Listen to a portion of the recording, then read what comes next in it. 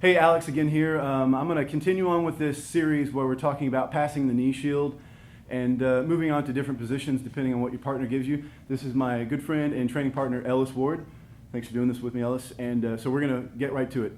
We're going to talk about passing the knee shield if you don't have their sleeve and you go around to the opposite side and they continue to turtle up.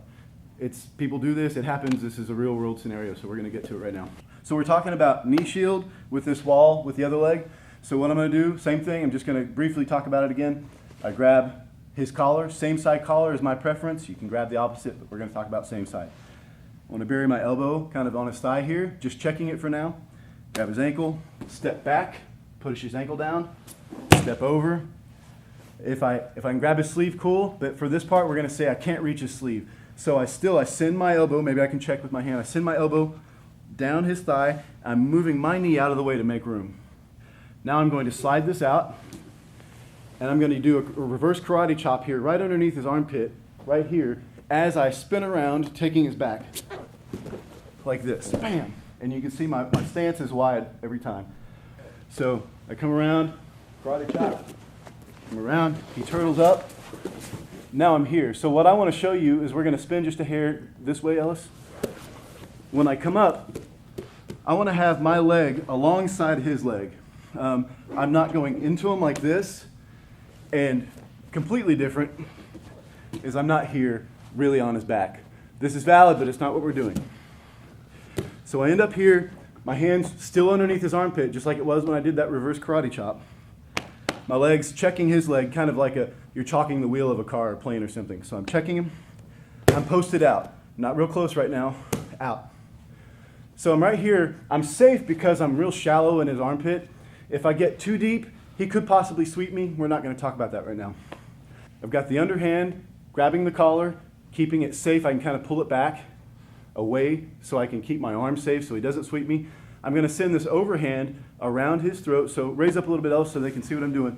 I'm going to send it this way around, and I take the hand that already has the collar and I shove it down into my choking hand. And he's already feeling the pressure, right, Ellis? It's tight. It's only one half of a choke tight, but it's tight. So when we're down here, I go around, I get deep, and I shove this collar down into my choking hand. Now I can let go with this hand and come back and grab some gi, some leg gi right here, right on his leg. Anywhere there's some loose gi really is okay. Ideally I'm going for his ankle, but I want this to be fast. So now I've got the choke. It's pretty tight, but not quite there. You can see my chest is on his back. I'm keeping lots of pressure on him so he can't raise up. Now I'm going to sprawl out like this. So what I want to do is I want to exaggerate this angle. I'm going to drive, pushing my head towards the mat. I might even make it all the way to the mat. I'm going to go down, and I'm going to start walking my feet out like a clock, keeping my choking hand grip tight and keeping my elbow tight to my body. And I walk around, he's tapping. If I don't get my head all the way to the mat, this can still work. I just prefer to think about it in that exaggerated way so you know what you're really going for. The angle you're really shooting for is that, even if you don't need to get all the way there. Okay, so we're starting here, a different angle. Still, we're just starting from turtle. We're bypassing all the knee shield guard passing. And again, I want to say that my leg is parallel and right up against his leg, chalking it. My ribs are on his back, my chest, ribs.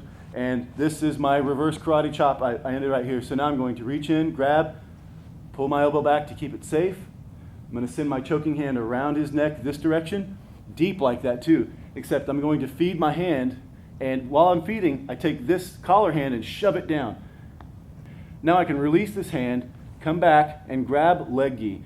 Preferably, I'd like to grab around the ankle, but if he's got some free material right in here around his leg hair that I'm pulling, then you can grab that too. Really, you just want to control.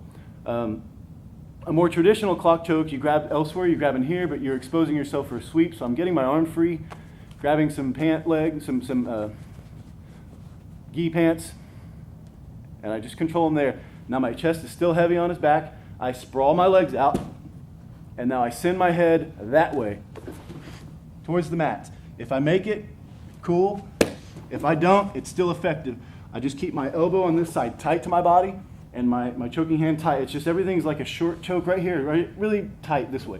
And now I just walk around, and he's tapping.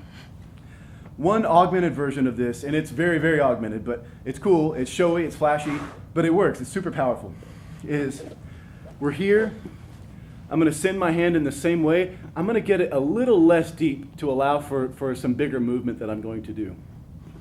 So I do the same thing, I get this hand free, but instead of coming back to his pants, I'm keeping my chest tight to his back.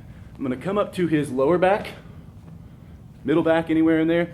Then I'm gonna bring this foot closer to me, push up, step over, swing it around, and fall. You see I have his collar still very tight. I've kind of loosened up a little bit so I can get all the way through this without hurting my buddy here. But I'm gonna fall back, and he's about to tap. If he starts turning into me to escape the choke, he's exposing his arm. I can grab it, and notice I'm not here, I'm choking his wrist. I can grab my own collar, grab it with two, fall back, pinch my knees, hips up, and he taps.